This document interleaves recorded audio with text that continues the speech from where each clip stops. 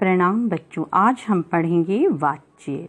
वाच्य का अर्थ होता है बोलने का विषय, यानी अपनी बात को कहने का ढंग या शैली।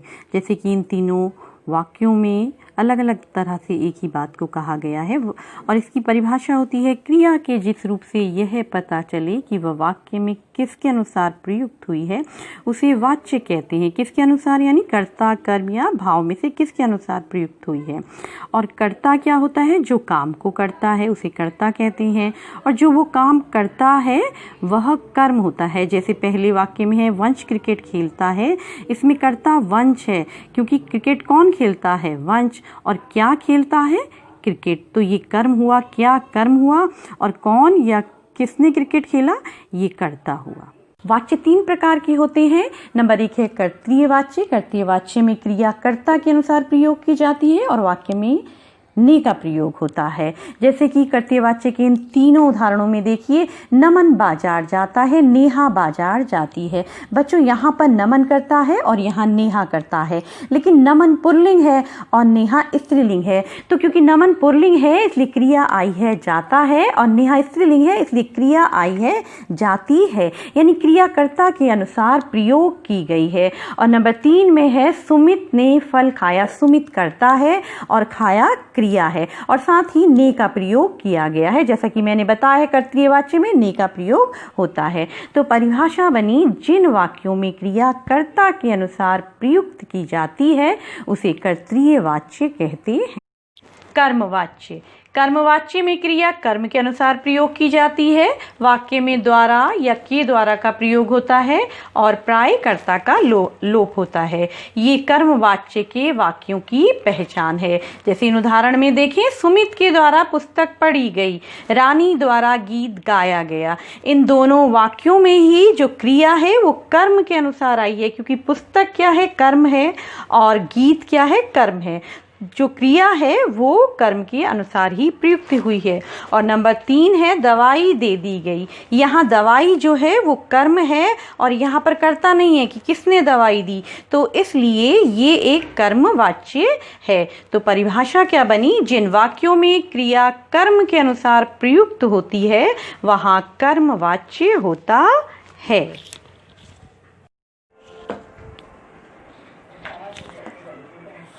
भाववाच्य। भाववाच्य में क्रिया भाव के अनुसार प्रयोग की जाती है। वाक्यों में से का प्रयोग होता है और असमर्थता या व्यवस्था व्यक्त की जाती है।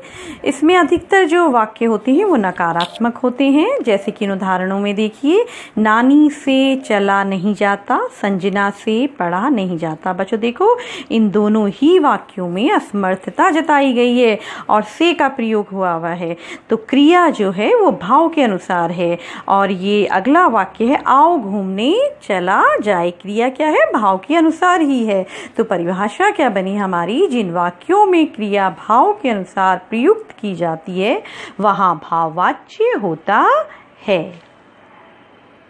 बच्चों, वाच्य रूपांतरण या वाच्य परिवर्तन करते समय हमेशा याद रखें कि कर्तृय वाच्य में ने, कर्मवाच्य में द्वारा और भाववाच्य में से का प्रयोग होता है।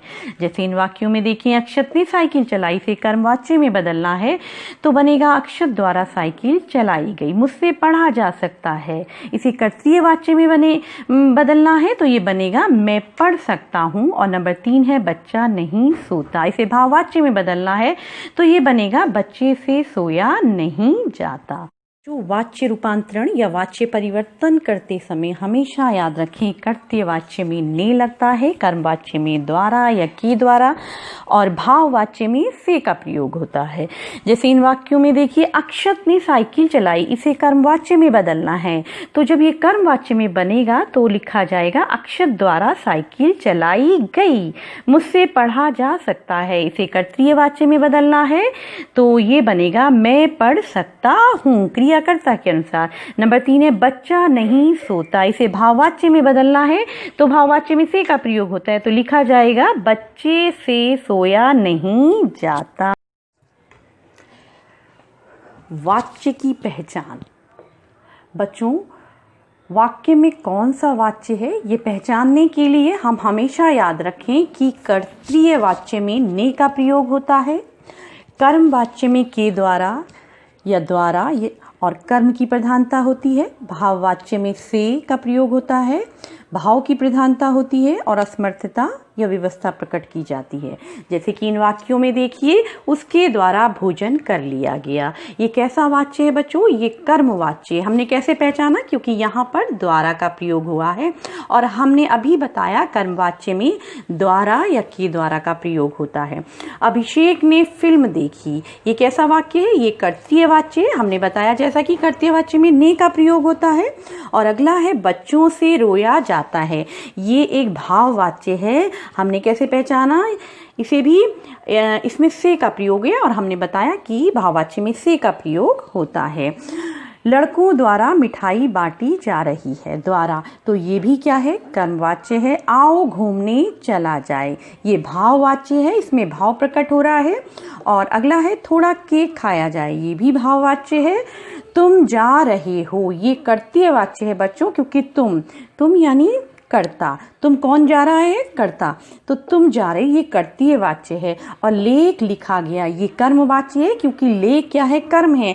लेख लिखा गया, लेख किसने लिखा ये तो पता ही नहीं है, कर्ता तो है ही नहीं, तो इसलिए ये क्या है? कर्म वाच्य है। तो बच्चों ये थी वाच्य की पहचान। आज आपने वाच्य पढ़े और आपको अच्छी तरह से समझ आए होंगे। धन्यवाद।